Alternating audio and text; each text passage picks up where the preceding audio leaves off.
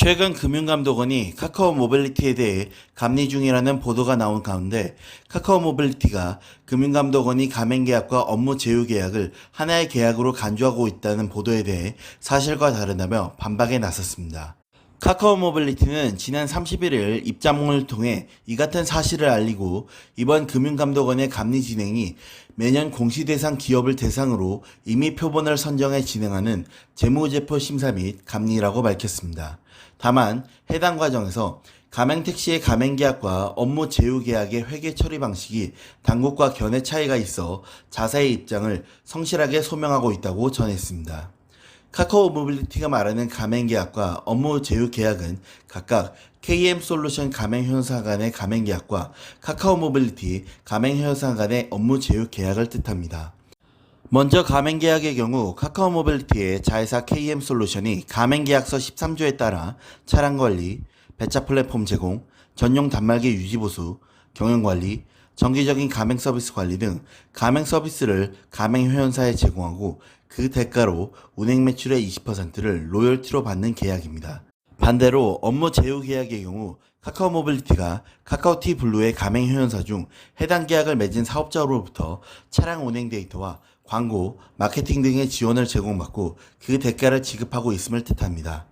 이에 대해 카카오 모빌리티는 가맹회원사에 지급하는 제휴 비용이 각 비용 항목별로 산정 방식과 금액이 상이하다고 밝혔습니다.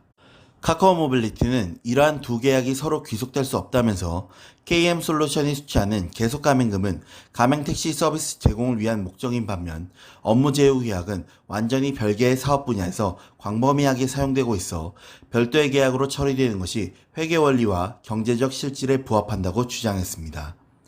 또 카카오 모빌리티는 만약 업무 제휴 계약이 가맹계약의 연동형 계약이라면 해당 계약 역시 운행 매출의 연동에 비용이 책정되어야 할 것이라면서 그러나 해당 계약은 구성 항목별로 상이한 책정 기준을 가지고 있으며 이 때문에 회계 기준 위반 의혹의 근거로 지목된 가맹택시 운임을 기준으로 가격이 결정된다는 말은 사실과 다른 부분이 있다고 전했습니다.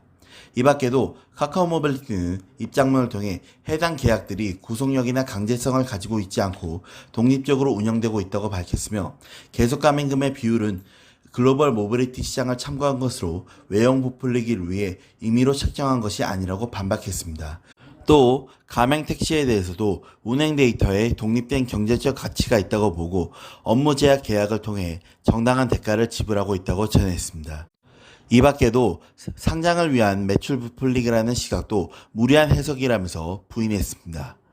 마지막으로 카카오 모빌리티는 2019년 카카오티 블루를 선보이며 브랜드 택시라는 새로운 시장을 안착시키기 위해 노력해왔다면서 소비자의 기대에 맞춰 택시 생태계를 새롭게 구축하는 과정에서 업계와 보완해야 하는 부분도 있고 설명이 미흡해 오해를 산 부분도 있었을 것이라고 전했습니다.